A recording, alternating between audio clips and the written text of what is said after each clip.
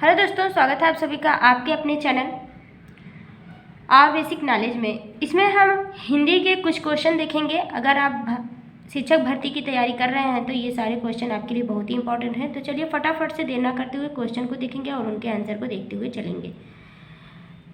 First हमारा question है, प्रागैतिहासिक में किस उपसर्ग का प्रयोग हुआ है? तो प्रागैतिहासिक जो है उपसर्ग इसमें कौन सा लगा हो आपको बताना है। तो प्रागैतिहासिक में जो प्रा है वो उपसर्ग होगा आपका। तो यहाँ पर ऑप्शन नंबर ए है, उपसर्ग जो पहले लगता है और प्रत्यय जो बाद में लगता है। नेक्स्ट आपका क्वेश्चन है, तुलसीदास किसकी कविता है? तुलसीदास जो है ये कविता किसकी है? ये तुलसीदास जो है किसकी कविता है? तुलसीदास नाम की ये कविता है, तो ये किसकी है आपको बताना है। तो ये कविता जो है मुक्ति बोध की है। आपको ध्यान देना है, बहुत ही बार ये क्वेश्चन पूछा गया है, इंपॉर्टेंट क्वेश्चन है, बहुत ही इंपॉर्टेंट क्वेश्चन है, इसको आप लगा लीजिएगा। तो तुलसीदास जो है वो किसकी कविता है? मुक्तिबोध ने कविता लिखी थी, उसका नाम था तुलसीदास। नेक्स्ट आपका क्वेश्चन है, बहिष्कार का संधि विच्छेद क्या होगा? बहिर्धनकार, बहिर्धनष्कार, बहिर्धनाकार, बहिर्धनकार। तो इसमें कौन सा सही होगा? इसमें आपका बहिर्धनकार सही होगा, ऑप्शन नंबर ए। नेक्स्ट आपका क्वेश्चन हम लोग देखेंगे। नेक्स्ट क्वेश्चन है, वैदेही वनवास किसकी रचना है? मछली शरण गुप्त, अयोध्या सिंह उपाध्याय हरिऔध, रामधारी सिंह दिनकर, श्रीधर पाठक। तो वैदेही वनवास जो है वो अयोध्या सिंह हरिऔध का लिखा हुआ नाटक है।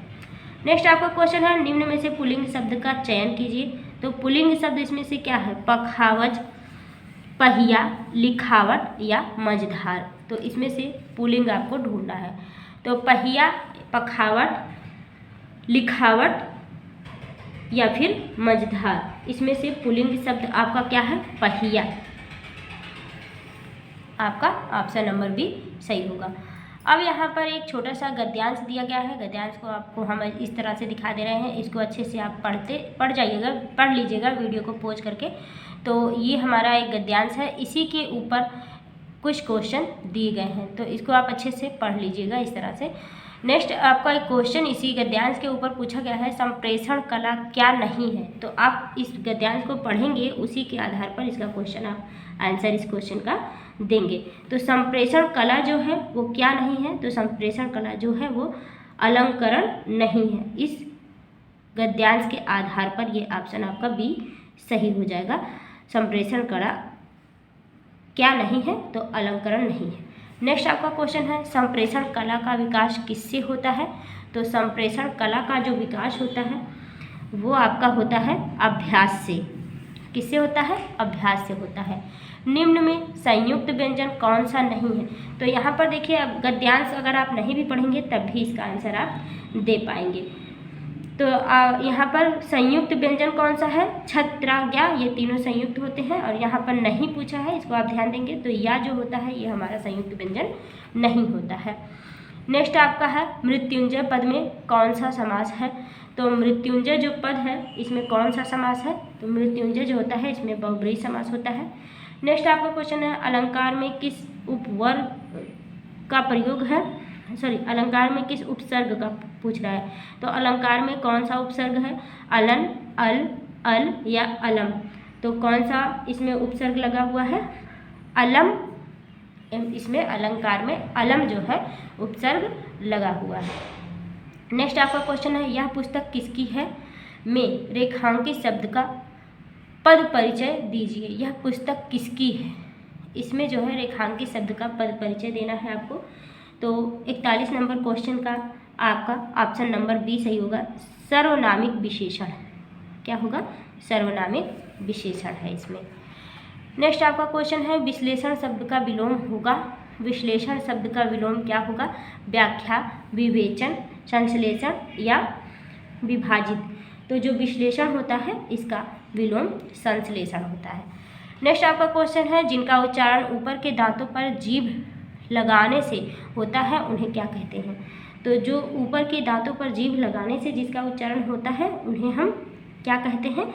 दंत कहते हैं। दंत वर्ड जो होते हैं वो इस तरह से उनका उच्चारण होता है। नेक्स्ट आपका क्वेश्चन है, निम्नलिखित में से ऊष्म व्यंजन कौन से हैं? तो आपने अगर व्यंजन को अच्छे से पढ़ा होगा तो हमारे ऊष्म व्यंजन कौन कौन से कहलाते हैं?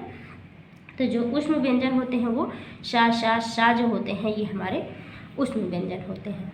नेक्स्ट आपका क्वेश्चन है 45, अत्यधिक का विलोम क्या है? अत्यधिक अगर है तो इसका विलोम क्या है? अनधिगत, अत्यल्प, अत्याधिक या अनधीन। तो इसमें क्या सही होगा आपका? अत्यधिक का जो विलोम होता है वो अत्यल्प होता है। जब अधिक है मतलब बहुत ज़्यादा है तो बहुत कम होगा इसका विलोम। नेक्स्ट आपका क्वेश्चन है रित का विलोम क्या है? रित का विलोम क्या है? तो रित का जो विलोम होता है वो अनृत होता है। बहुत ही इंपॉर्टेंट क्वेश्चन है, ध्यान से देखिएगा इसको, एक बार देखिएगा, 2 बार देखिएगा, ये याद हो जाएगा। नेक्स्ट आपका क्वेश्चन है संकल्प शब्द में उपसर्ग बताइए। तो संकल्प शब्द में कौन सा उपसर्ग होगा? संकल्प जो आपका शब्द है सन होगा, सम होगा या शक होगा या सनक होगा।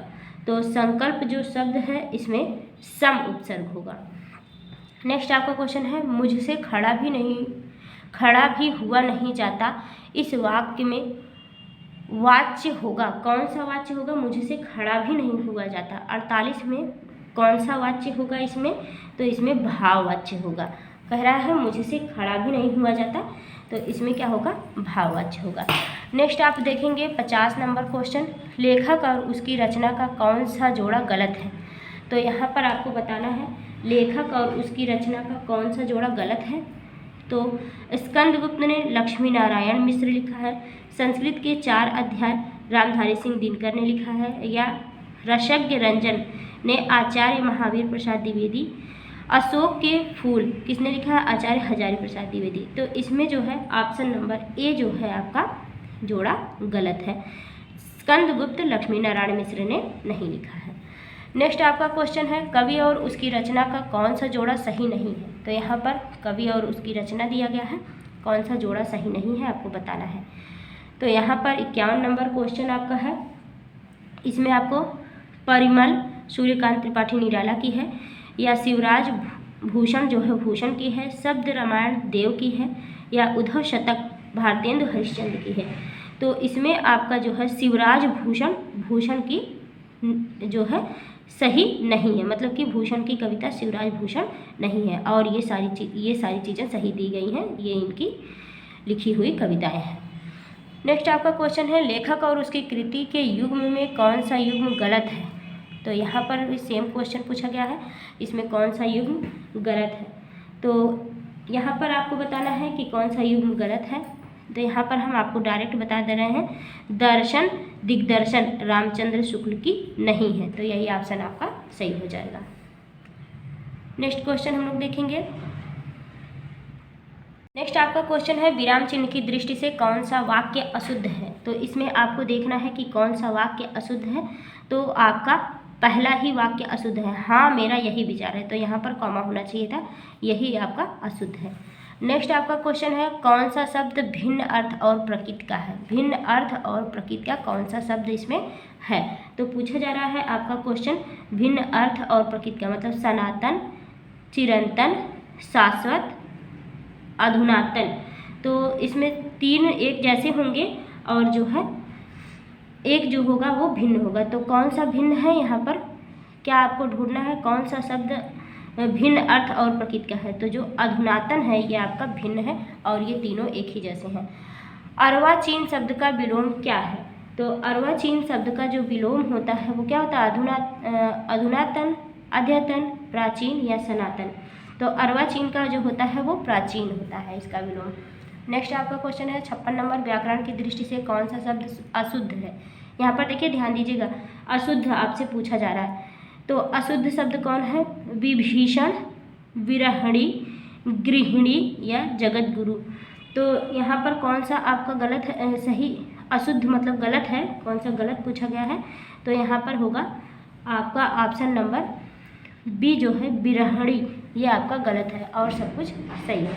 नेक्स्ट आपका क्वेश्चन है 57 नंबर, निम्न में कौन सा युग्म गलत है? यहाँ पर भी आपको गलत ही छांटना है। तो मुट्ठी गर्म करना रिश्वत देना होता है, लुटिया डुबाना सारा काम चौपट होना, सब्ज बाग दिखलाना हरा भरा करना, माई का लाल मतलब साहसी व्यक्ति।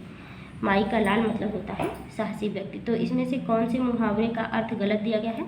सब्ज बाग दिखलाना मतलब हरा भरा करना, ये गलत है और सब कुछ सही दिया गया है।